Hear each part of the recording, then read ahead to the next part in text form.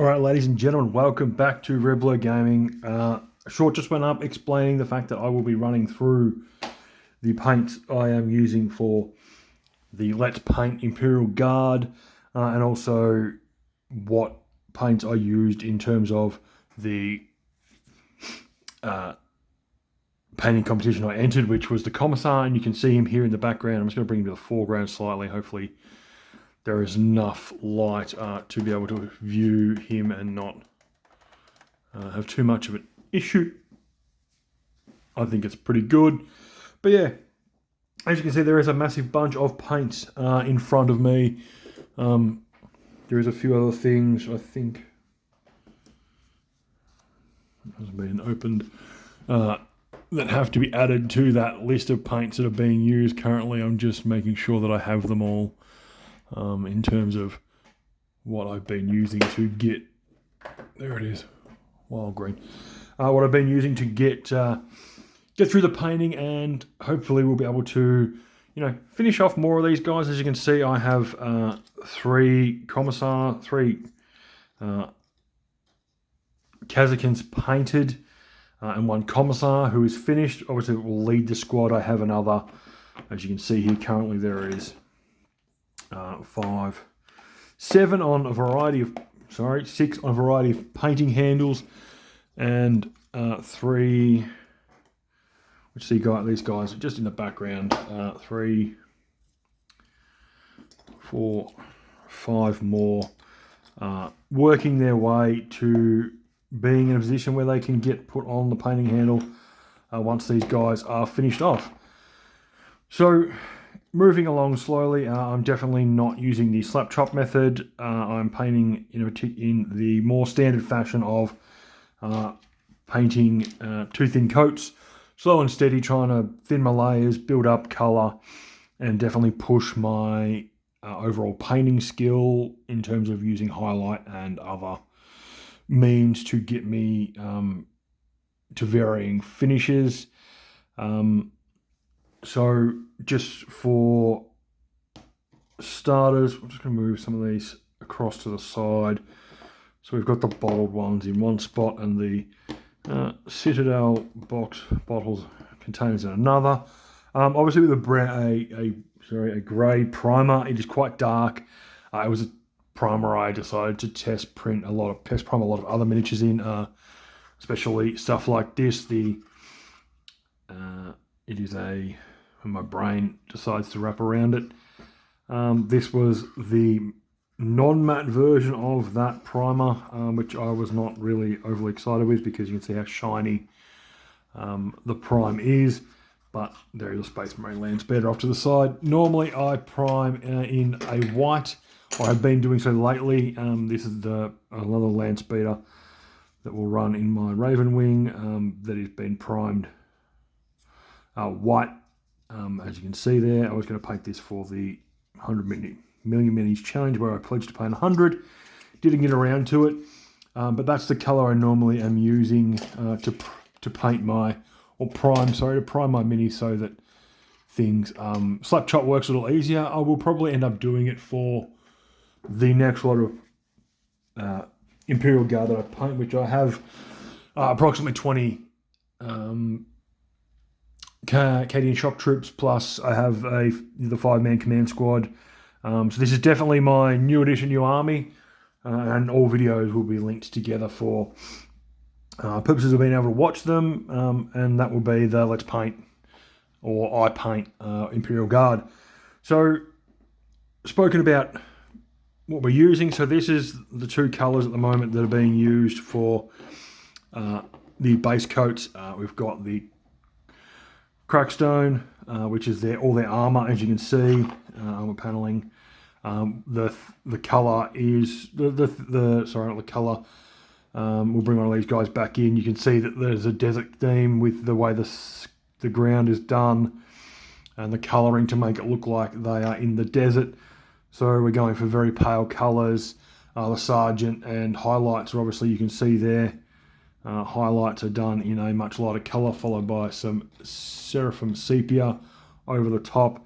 The sergeant has tan coloured pouches rather than brown like the regular guys do. And obviously bits and pieces will be painted in other colours, try to make them look World War II, 1930s, 1939, 1945 kind of colours, so that they can be used for, make it look like the army fits one theme. So Mornfrang brown is what I'm using on the backpacks and the majority of the pouches. As I said, the crackstone is for the armour. We get into the Ushadi bone or the Krieg Khaki were other colours. Krieg Khaki is a new colour I'm going to bring in. Sorry, the Iron Ranch skin are the colours that I'm attempting to put on for the heads. Otherwise, we're using the Screaming Skull. As you can see there, the helmet head on the Commissar is darker than everything else, but I have definitely tried very hard to make it look different, similar to the Sergeant here, who has got some highlighting. I've tried to try and change the way it's shaded to break it up a little bit, but they're the colours we're using. The face and hands, we're using Cadian Flesh, followed in with some highlights from the Duncan Rhodes Two Thin Coats for Vampire Fang, and a little bit of Wraithbone where required, and then highlighting with the contrast Dracoth Flesh. Feet are being done with either the Black Templar contrast paint or the Abaddon Black. The highlights on the satchels and whatnot is being done with the Leather Brown from the Army Painters Warpaint Fanatic range. The gun is being done, the base, in a grey brown from Vallejo from their model colour range. Work great. I really enjoy using those.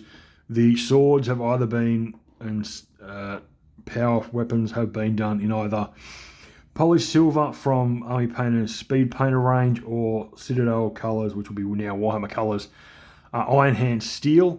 So they've been used, and then I'm just shuffling paints backwards in the background to give me more space to then bring the next lot of paints forward. So that's a new paint which will be getting tested. Reckland Flesh Shade is also being used for faces, just to see how it sits with the Dracoth. And then obviously some Agrax Earth Shade has gone over some of the silver colours. We've used a turquoise, the turquoise from Vallejo, on the power swords to do the over the top of the. Also, I've used the shade from Citadel, the Drakenhof Nightshade as well. The Pro Acrylics by Titanium has been used for the white highlights where are required to then kind of bring out the colours in terms of popping the crackling energy on the swords, the power swords, which I will do. I think I've got plasma as well there. I've got to do some plasma glows. And then I picked up the Death Metal metallic paint, and I've been using that on the black sections of the weapons, as well as on boot buckles and whatnot, to give it a metallic but a very dark shine, because I'm trying to go with the way things would have looked in the 40s, especially in regards to the way that SAS soldiers operated. It was very much behind enemy lines, dark colours on their weapons to try and make it not glint. So we're looking at the way they've possibly brushed the weapons to within an inch of their life, or darkened them with oil to bring them down, but there is still some metallic coming through off barrels, off swords, off knives or anything metallic. So dulling it down to make it look like these guys have attempted to kind of dirty up their metallic parts to make it harder for them to be seen. The cobalt metal was used on the Commissar's chest plate and rear plate, and then we jump into the two colours that have both been used on grenades, drink bottles, which is Warpainter's Wild Green, and Vallejo's Sick Green Game for the game colour range. That's all the paint I'm using. Bases, obviously, again, the rim is being done with the Baden Black, and we're using the Technical Armageddon Dust on the bases to paint the top of the bases to give it texture. There is some Citadel and Army Painter and Green Stuff World grass tufts being used. You can see the colour there. They're quite desert sandy. These are the ones I have sitting on the table at the moment. I've got a whole box of them floating around to make things a little better. And that's about it for colours. I can't think of anything else I may have used. Sometimes this is grabbed as well, the Steel Legion Drab for a dark colour, because I'm definitely going with that. I've had a look at also at the Kislev Fledge, but I wasn't really happy with how that was coming out. And then that's really it. I think the other thing that may be used is this grey-green from Vallejo, again, their model colour range.